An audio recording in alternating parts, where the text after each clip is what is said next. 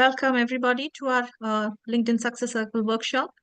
In today's workshop, we are going to be focusing on measuring the impact of your LinkedIn presence. And joining us is Mr. Palanivel from California. He works for Cisco and he's here with us as our special guest, and he'll be sharing a good number of insights about what success looks like on LinkedIn. So in today's keynote session, we are going to take a closer look at LinkedIn. LinkedIn, as you all know, is not just only a profile. It's a very important part of your career portfolio. It adds unique value to your contribution to the business world.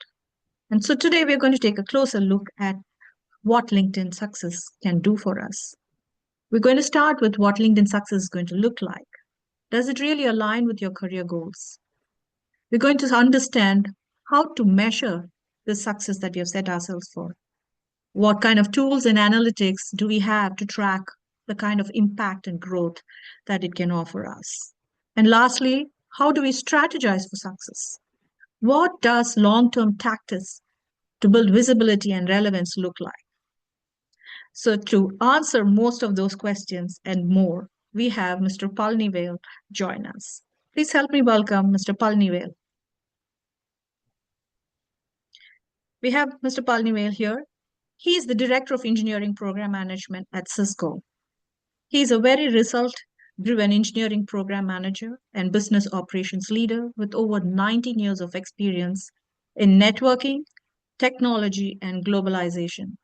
He has proven success in delivering highly complex and impactful programs, generating over 2 billion plus in recurring revenue. He's skilled in agile transformation, program and portfolio management, and aligning cross-functional teams to drive strategic execution.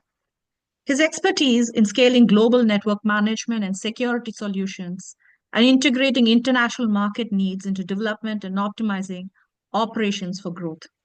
With a strong background in budgeting and cost optimization for large engineering teams, Palanivel is passionate about building hybrid Waterfall SDLCs to increase productivity, to improve reporting, and to support long-term organizational success in a very rapidly changing digital landscape.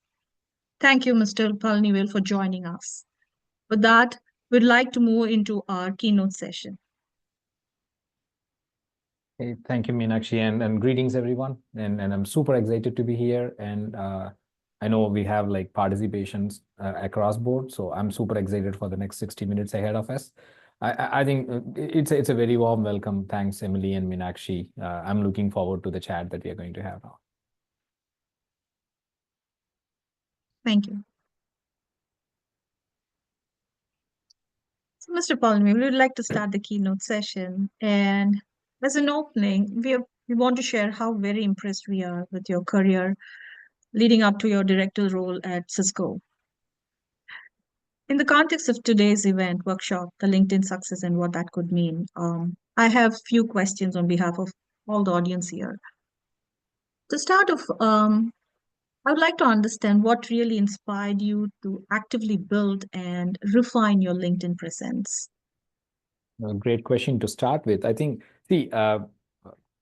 going back to my experience, I started as a solutions architect after graduation from engineering background. But then I think everybody will hit like, a 3 years, 5 year mark into your career, like, which track that you would like to explore and you excel, and that becomes your part in your journey ahead. So that's when I think LinkedIn started evolving. And eventually I used this platform to start with in terms of like, hey, what kind of resources that I can get from LinkedIn to redirect my career towards whatever path I wanted to be.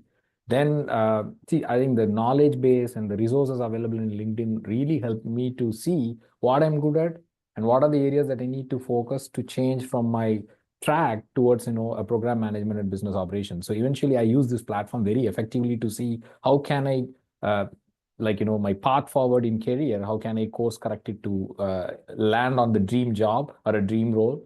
Looking back 13, 14 years active in LinkedIn, I think the result speaks for us. And I'm super excited to be here and what LinkedIn did in my career as well. Interesting. We are excited to learn from you. So, how did you approach building your presence initially? And what strategies did you actually adopt that actually proved effective in the initial days? Sure. I think like each one of us during our early part of our career, I think we, at least I thought it's a resume. I mean, instead of a Mm. paper resume, there is a social platform where we can go ahead and put what you're building it. See, that's how I started, to be precise, like, every small milestones we started drafting. And one thing that we all need to really, while I respond to the questions from Meenakshi, I will keep adding the best practices also to that. Like, I hope you guys will take advantage of it. See, the LinkedIn platform, when I approached initially, it's like pages of content. I have done this, I have accomplished this, with an intent that if a recruiter looked into the LinkedIn profile, I'll get a job. So that's how I think the natural tendency towards building a LinkedIn profile.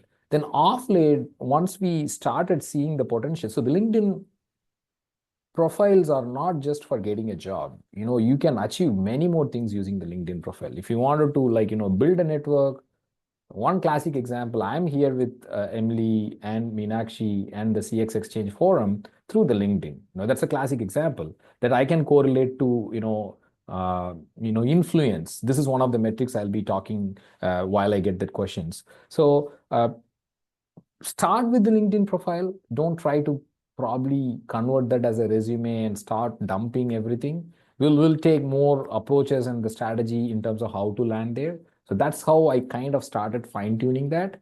And then I kind of defined myself, like, what are the top 5 things that I wanted to achieve in the 10 years or 5 years ahead of me. Then started using that platform very effectively for me to get to it. So that's where LinkedIn really started influencing me on how to build the profiles. We'll talk more about the strategies, best practices, and other thing. Long story short, don't try to feed anything and everything in LinkedIn.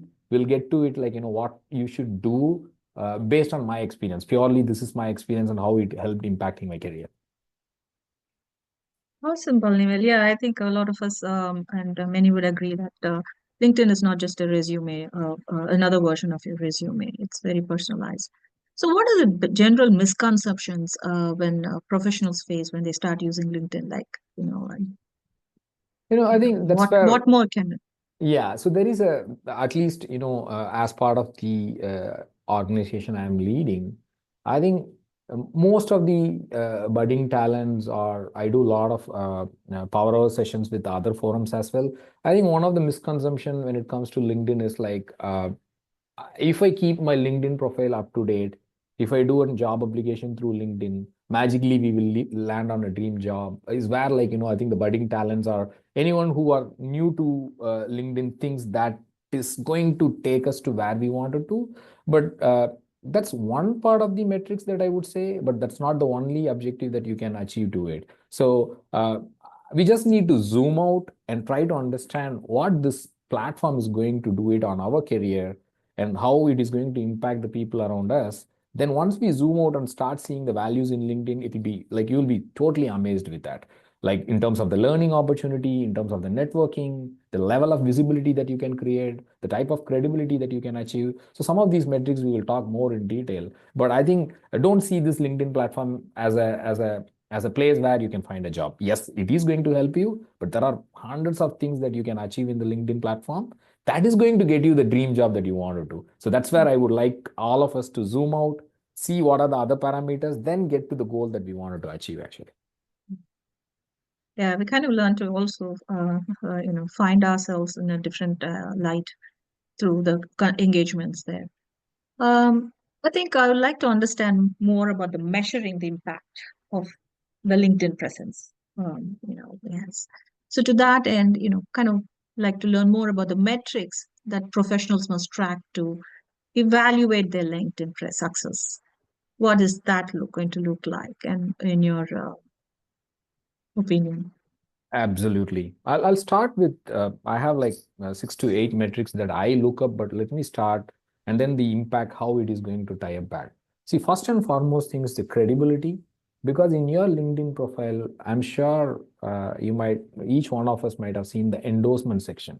You know what? Mhm. I think that's a credibility metrics to us. So let's say if someone wanted to look into any of our profile over the period of like a decade, or even if it's like less than five experience, so you have been as part of this, as part of any role that you do, like the cross-functional interaction or the stakeholder engagement, finding a sponsor and mentor. So you have been working with them for so long, and they might have absorbed the best things out of you. I think that endorsement section is something uh, I would recommend strongly to use them, because we always hesitate to go and ask for endorsement. So you call it like, let's say I have done my program management certification with a reputed university, and people whom they work with me know that what are the good things that I'm good at, like forecasting a risk, doing a proper budgeting. So use that endorsement section to get an acknowledgement from the people whom you worked on it. That's one thing. And also, like recommendations. I mean, in the roles that you play, try to get as much recommendations as possible.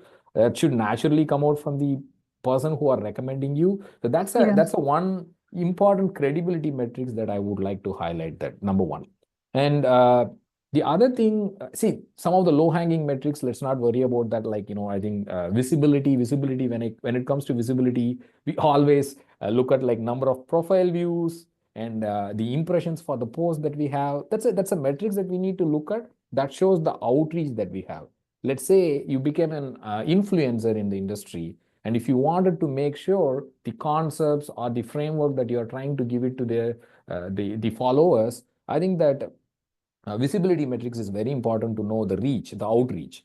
I think the classic example I would pick up, like Emily talked about when she was introducing the whole forum, we literally doubled from 2004 December to now. That's the visibility metrics. That's the level of impact that CX Exchange is doing. So no different than any platform. The way that I look up is like, the best practices is a framework. It can be applicable to your LinkedIn profile building. It can be applicable to any initiatives that you are doing. So like this, we have a bunch of metrics, like uh, opportunities is the other thing, and the engagement. The classic example for engagement is like, you guys found me and we interacted in multiple forum. Now I got an opportunity to share and also learn. It's not about I'm at a state where like I have these expertise. No, when we get into the breakout, I'm going to listen from all the experts in the forum. Each one of us, I see 17 plus participants has an expertise in these area. So the engagement is other metrics. Likewise, I think you just need to pick top five based on the role you are playing. If you are a program manager, if you are actually a business operations leader, or if you are a stakeholder or a customer engagement manager, I would pick up these metrics like credibility, engagement, visibility. These are the things that I can talk on top of my mind. Like that, I can go on and on. We can talk more about that, but I would stop there right now to see how this will correlate to anyone who is into the LinkedIn who wanted to take advantage of it. Awesome. Thank you, Palanivel. Definitely. And, you know, in the past, you spoke about these metrics and, that you kind of monitor them and have they influenced your strategy? Can you share a pivotal moment that, that you based your decision depending, after taking a look at these analytics? Oh, absolutely. I think the type of content that I started reading or following directly impacted the content that I have been following before through these metrics. So, I mean, earlier it was very focused towards like the job description or the role that I have been playing. Our eyes were looking into more around what kind of best practices that's available in a business operations or a program management field. Like, if I take, or if I time travel it 10 years back, how I have been using LinkedIn versus now, eventually I think those metrics and pointers really helped me to evolve as a leader. And we are going to talk more about thought leadership as well. Like, see, the network that I have, the sponsors and the mentorship that we figured out through this platform really helped me to see holistic view of anything and everything we do, not just stick to the job description of the role. So in my career and the way that I'm building my personal branding on the LinkedIn really helped me to accelerate to get bidirectional wins, learn from the people, and also an opportunity for me to share the best practices that really worked up to shape up my career. And that's a true impact on my career in summary. Lovely. So to that end, I'm just curious, how long do you spend your time on LinkedIn per day? A great question. So this is something in the modern day of access to the social platforms. I'm not active in any other social platform other than LinkedIn, without naming the other terms. So I mean, when it comes to time, this is my work routine and pattern. Like uh, every one-on-ones that I do with the teams, like, it's very culturally, I do it differently. Like, we do and walk around the campus so that, like, we don't sit and keep talking about things unless if we have people who want to do presentation. So what we do is, like, those breaks that you will see me in LinkedIn. I'll just go there, pull some article when we step out of the building. So easily, like in a day, I easily spend like, 60 to 90 minutes actively to go through various things throughout my, it's not like during my work time, during the break time. There are like learning and development phases, like I do some podcasts and try to listen to it. And the intent here is to grab as much information as possible from the experts available in that platform, because you see whatever the problem that you're trying to solve, I see them as like, a very good knowledge base, or like, you can use some decision making platforms as well using that. So that's how I have been using that. It is helping me on a good way. Nice. Yeah, so LinkedIn, both for professionals and for corporates. My next question is like, how do you measure the ROI of LinkedIn presence in the corporate world, right? Especially in a company like Cisco, like yourself, where you're working. Yeah, I mean, see, when we all stepped into these kind of platform, the very basic return on investment that we do is to see, are we in the right platform? Are we getting good support from the people around us? But to me, I think the type of ROI is like, exponential from the time I started, because I started following all the industry leaders. And I, like, because of the various small capability or feature in LinkedIn, let's say if I'm following a senior leader in the industry, whenever they post something, you get a notification. Those are the ROI for me. Like, even before I get into this session today morning during my LinkedIn time, I was reading through a few articles and listening to a few leaders actually about artificial intelligence. So those are the things to me, getting embedded into me as a professional, and that in turn gets reflected in the org that I'm leading or the teams I'm leading, and that gets me an opportunity to talk about those ideas to them. Some of those ideas eventually became like, proof of concept, and it becomes a product, a feature or a capability. So I cannot measure the ROI, but it's exponential from the time I started using this platform on a rightful way. Awesome. So how does Cisco as an organization, any insights on how the organization uses LinkedIn as a platform for Yeah. promoting itself? No, I mean, I think it varies based on the groups, how it does. But I mean, with the available information that Cisco has been posting, you see, like, Cisco's marketing and the customer engagement teams are very active in sharing what's happening in Cisco. Like, be it like, the best at workplace, or being in like, security industry, our leaders, top leaders in Cisco talks about like some of the AI initiatives, key partnership and other thing. I think we are very active in sharing what's really happening in the industry without touching the confidentiality. I also follow Cisco like everyone to see, what kind of messages that's Interesting. come out, and then we see Uh, like, that's very interesting, and we are very active in giving what's happening inside, without sharing the confidentiality or the customer or like, board related information. Like, it's very active. yeah, that's interesting to know, because LinkedIn we use in the professionals outside, and curious to understand definitely how the corporations leverage it for their own growth or differentiation. Um, Again, we're all in LinkedIn. We want to understand if somebody's LinkedIn engagement is stagnating, what are the first three things they should be doing to diagnose the issue? Great question.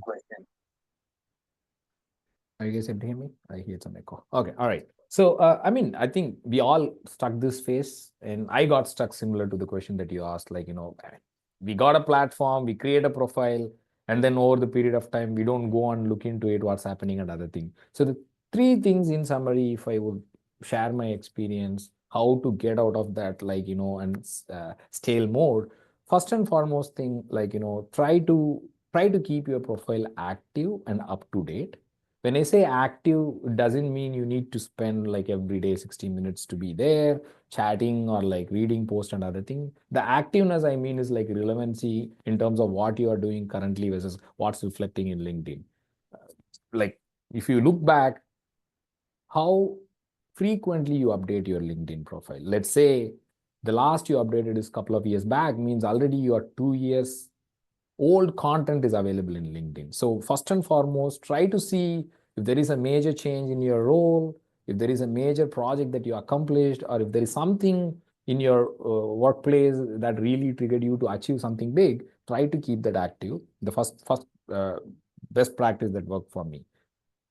If some people comes back and say, hey Palani, I'm up to date, I'm keeping my LinkedIn active and other thing, but still other than keeping the information active, I'm not using the platform actively, I'm still stuck, then try to see, going back to the first question or couple of questions back that Meenakshi posted, where how effectively you can use it.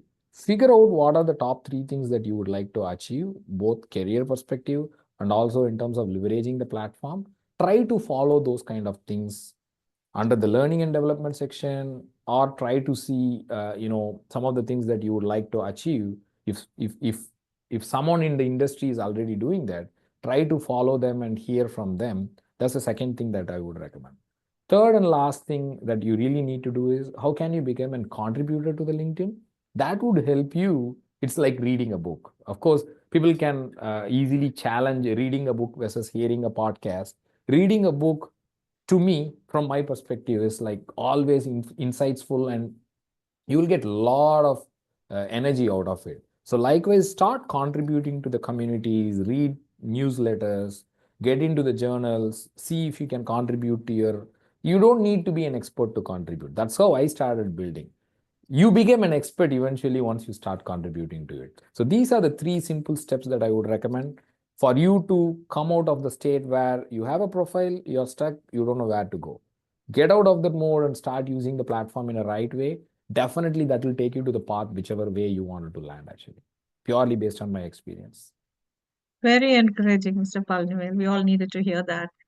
Um, I do have questions on thought leaderships. There are professionals here who would love to position themselves as thought leaderships. And what types of content perform well for somebody who's looking to build themselves out as thought leaders? Yeah, so this is very insightful and much needed. Anyone who are in management and who would like to be a management professional, and also even need not to be a management, if you are an individual contributor, the thought leadership is very essential. So I see that in 2 angles. Number one, what can I get from the platform to shape up your thought leadership strategy? Or other way to see it is like, what are the areas that I need to really focus to become an eventually thought leadership? So I'll break those 2 use cases and I'll try to give examples for both the things. If you really wanted to uh, you know push yourself to become a very encouraging thought leader, that is going to create an impact in the workplace that you're doing, and also as an individual or a person that you can do it. So start following a lot of leadership articles in the LinkedIn, and try to see if you can contribute to it with your real-time examples or with your suggestions. Need not to be a proven example. That's one way of seeing, like, you will be able to pick up some of the frameworks available in the industry. The other things is like, one classic example I can talk about is like, when I picked up leadership role, I wanted to see 2 things that I actively do is like, through my LinkedIn, I try to go out of a comfort zone to reach out to the people through my network to understand how they approach program management and business operations in their company without naming Mhm. them, right? Okay. So off late you will get n number of ideas.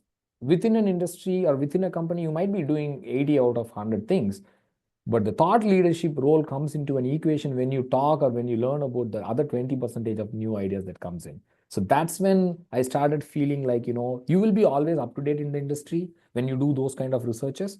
And also the other ways to do it, like, I would recommend a lot of thought leadership related courses available in LinkedIn learning and development platform, or like, listening to the leaders, how they approach the problem. So these are the 2 ways that I would say, like, whichever way you want to do. You want to contribute to thought leadership, or you wanted to keep upskilling yourself on the thought leadership, you will get both the outcomes based on the LinkedIn platform, the way that you are using it actually. Thank you. Um, we are all brand ambassadors. You work for Cisco, you're a brand ambassador of Cisco. And then on your LinkedIn presence, how would you differentiate, how do you balance that, your own branding and your company's branding? How do you present yourself as both? No, absolutely. I think, see, when we see, there are two aspects to it. We cannot leverage the company banner for personal branding, which I believe in. But at the same time, I think it is with huge respect to each one of us contributing or working for a company, they all look up us as a mentors or leaders or like contributors to the industry. So the way, of course, like my current role with Cisco helps me to speak up on the right spirit to influence the community on the areas that I'm doing at expertise. So first and foremost thing, the confidentiality of the information or the branding that you use, just always adhere to the ethics of the company. I don't use Cisco banner or brand for me to achieve one, two, three personal things in my career or other things. So always be cautious in terms of doing it. So you will see a clear line between what I'm doing in LinkedIn versus on the banner of Cisco. But the opportunities like stepping up in a broader platform and talking to a community, by default, the company banner comes in. Like, people will look up as an individual or an influencer. More we build over the period of time reputation in the industry is when that you will be seen as a personal brand. Until that point of time, oh, okay, I'm playing a director of engineering program management role at Cisco. By natural, it comes to the people's mind, oh, okay, this gentleman is working as a director of engineering from Cisco. What it means is like he had a like very strong career path. You need to achieve some things to get to here. So the company brand will default get associated to it. So I'm very cautious in using for the right spirit with the right moral in place. So if you're building your personal brand, use a lot of your strengths and skills to highlight in LinkedIn rather than what you are at a particular company at particular point of time, because that's going to be changing. Whereas the skill set or the knowledge that you're building, Yeah. the level of influence that you are going to make it in the community is not going to change. Even if you replace company X by Y, that is going to keep growing, but there is a natural role for a company branding to come into the equation when you represent a broader forum actually. Be cautious and Uh, do it for the right cause. That would be my Awesome. recommendation. Yeah, certainly alignment of values in what you do and the company you associate and work at that point in time. Right. So, a little bit out of time, but I do have some questions to wrap this up. With AI coming into picture and impacting everything else, we do know that it's going to make some changes in LinkedIn too. With that in mind, what would be your best advice for professionals looking to elevate the LinkedIn presence and create a lasting impact as a summary? That's a good one. That's a very good recap for us to make sure before we get into the next part of agenda. I'll just repeat some of the context or content I told in the last 20 minutes. Get back to the basics, keep your LinkedIn profile up to date. Like, and also figure out top three things that you would like to achieve, both in your role, personally, professionally. Try to see how you can use the platform very effectively to get to it. Try to pick few metrics that I highlighted. If you really wanted to be an influencer, try to see what kind of metrics that would help you. If you really wanted to create visibility to the recruiters, try to see, how can you shape up your profile accordingly. And if you really wanted to be, uh, active LinkedIn person who wanted to take advantage of both career and also learn from them and navigate to the leadership role, try to contribute to what's available in LinkedIn, be it to the journals, be it to the newsletter, or you can write your own newsletter with your top of mind on what's your strength about. Once you course Yeah. correct or clean these things up, naturally the goals that you wanted to achieve in your career, be it short term or long term, you will see a magical path ahead of you. Just follow through Awesome. that. You will land there. Thank you, Mr. Palanivel. All of that was wonderful. Totally enjoyed hearing from you all of those best practices and understanding more of how LinkedIn works to the benefit of many professionals here. With that, we come to the end of our session. And we'll right now moving into the next event in this workshop, and that would be breakout sessions.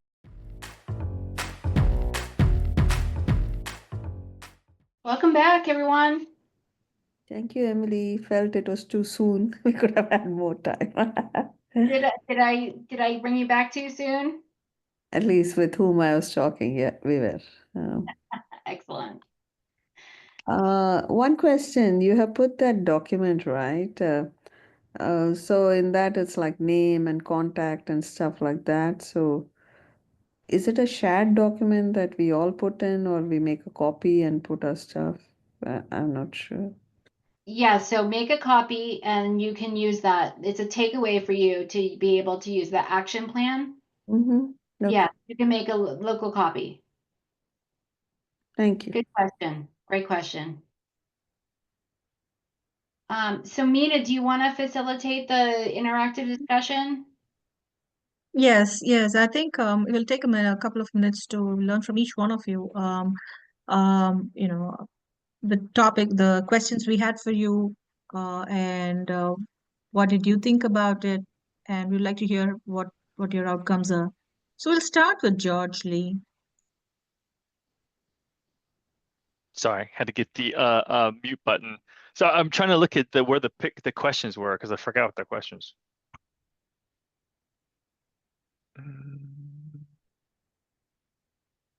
In the chat, but Yeah.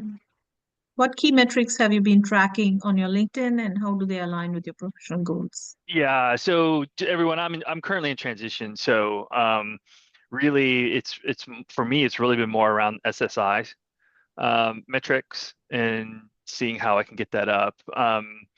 What I've kind of figured how LinkedIn and SSI works for me is really around my recruiter strategy.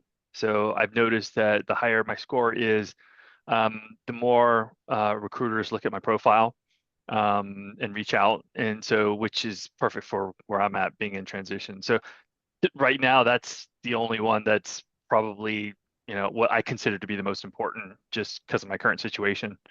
But I haven't tracked really any of the other metrics.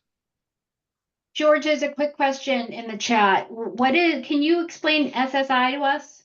Yeah, so it's called the Social Selling Index, and I'll see if I can find the link. So if I share the link, it will only pull up yours. It won't pull up mine, so don't freak out or whatever. But what I've it got it in is the chat. okay. So the way SSI works is that's LinkedIn's scorecard for you.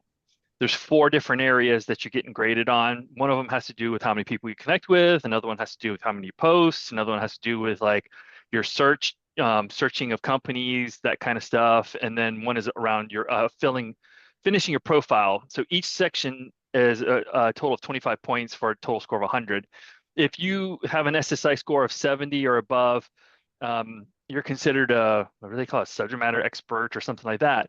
What happens is their algorithms are all based upon your SSI score. So if you have a higher SSI score on searches and stuff like that, you get put to the top for recruiters and things like that. And so that's how LinkedIn leverages SSI in their algorithm.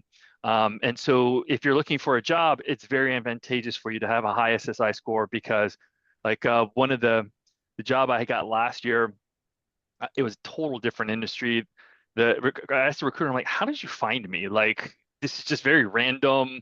I'm in healthcare. This was for offshoring of accounting services, right?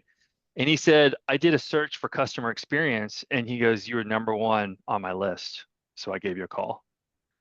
And at that point, I'd been working very hard to get my SSI score. And I think I'd only gotten it up to like 69, but it was good enough, for him, and that it got me to the top of his list. So that's how SSI works. Click the link, save it to your favorites, and then it usually takes at least 24 hours, maybe longer for it to change. But if you're interested in more about how you can affect it or whatever, my contact info is in the chat. Connect with me and I'll definitely, see what I can do to help you out. George, does it look to see if your profile is complete? Do you know? Yes, it does. That's the first one is your profile completion. And so when you see your score, like remember there's 4 categories, each category is 25 points total. So if you see that you're only at like 15 on your profile, then you need to go back in there and see, what part you didn't complete. Interesting. Now the other thing about it is it's high maintenance. So you have to keep your activity up, otherwise your score will go down. And it's one of those things where it's like running. It takes a long time to get up there to where you're in good shape, but it's very easy and fast for you to lose it. Same with your score. Like if you don't stay on top of it, it'll drop, like each week. And so, you can find yourself kind of back where you started, probably, I would say probably within a month, you'll probably have lost everything that you have done. The one thing that's really big is now the algorithm changes. So like 2 years ago, you could just comment on a post and you get credit for it. Now you actually have to post original content, and then you get credit for it. So LinkedIn kind of changes it up every once in a while, and so you kind of have to stay on top of that. Thank you, George. So, John, how did you find the session and the questions? What are your thoughts on this? Yeah, thank you, Vinu. Yeah, the session was great. It was helpful to hear Panal's perspective in terms of what we need to do to help increase our presence, and especially what George just shared. I'd never seen that before, the SSI, so that's really helpful. One of the things that I shared with my partner during our breakout session was that there's somebody else I follow, Emily Warden, and she recommends doing 10 comments a day, at least 15 characters for each comment. And I did that for a period of a month, and I did see my profile views really increased a lot during that month. I've since stopped doing that, so I'd be curious to see what my SSI was during that process. So I'll have to restart that again and try to test that out to see how much it changes. Thank you. That's interesting. 10 comments with 15 words or more per Yeah, that's comment. correct. That makes a difference. Interesting. Mackenzie, how did you find the session and your thoughts on the questions we posted? Yeah, it was not as informative as the very first session I went to about using the different holidays and days of the week or days of the year session. That I think was the most informative one that I've been to. And I actually just posted yesterday because it was Pay It Forward Day. So I'm interested to see how that post does. I've had more comments on that one than other posts. And I think it might be because, like John mentioned, I've been trying to comment more in the past few weeks than I have in the past of just liking people's posts. Although I do have a hard time because I want to be authentic and not just comment for comment's sake. So I do feel like that is something that if anyone has any tips on how they keep their comments authentic when there's 500 people that have commented something that you might have commented already, I'd love to hear that. And Yeah, then that's I true. recently also changed my headline to be have a little more personality than just being kind of cut and dry. So I'm interested to see if that has any movement going forward as well. Thank you. Thank you.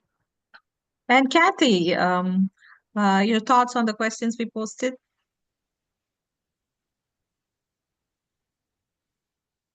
Actually, I haven't really tracked much metrics for my LinkedIn. I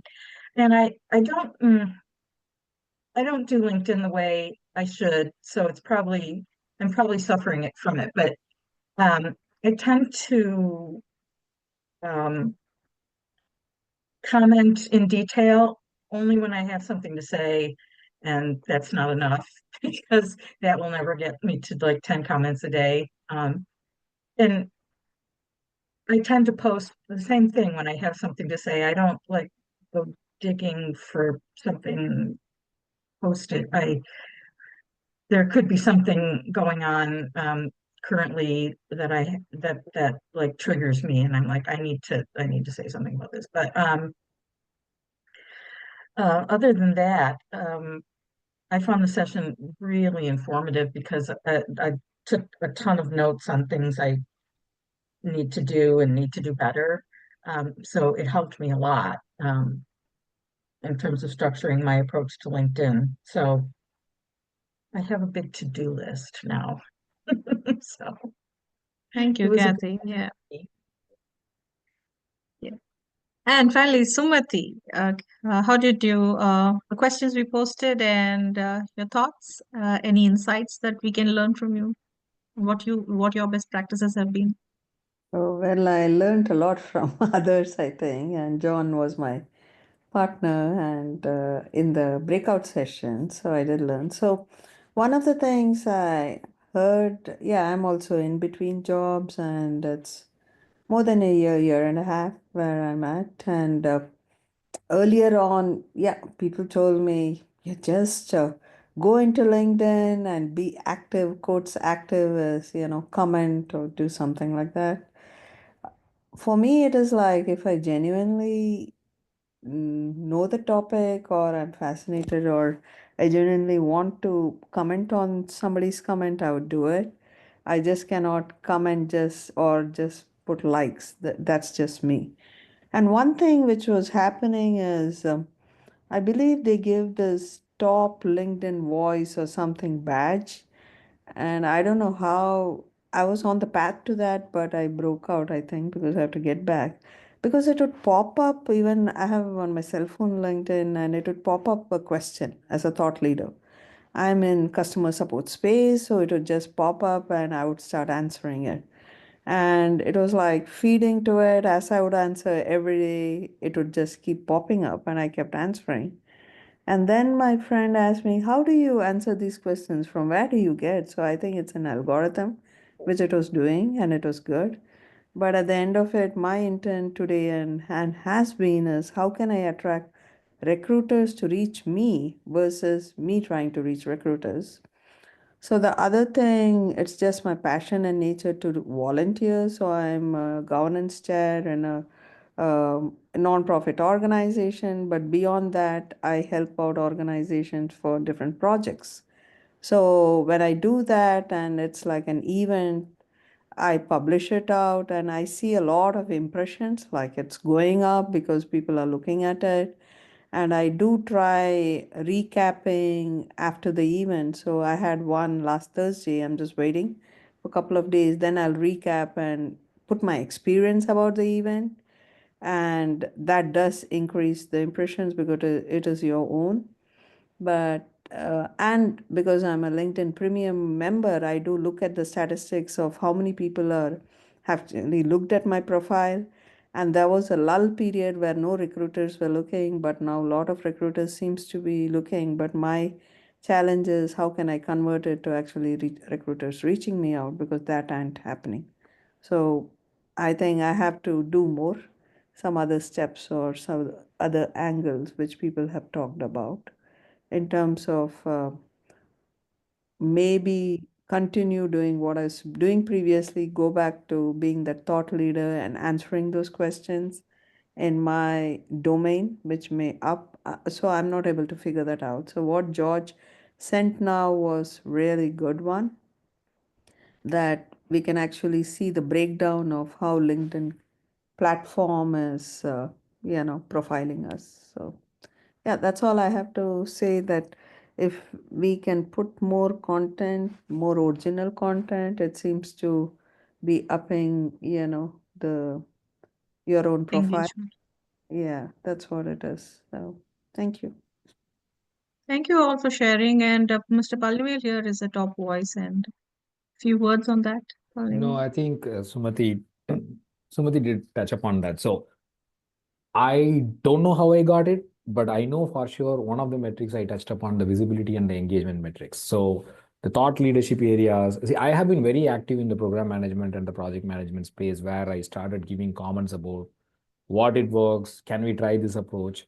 Then magically I also started getting those things. I didn't leave that, like I started contributing to that. Like I get like risk management, how do you handle a crisis team with a delivery ahead of you in a week time. So that's where for sure the trigger has been going back to the other things that I talked about, the engagement and visibility area. I've been an active reader and contributor to the domain that I'm associated to it.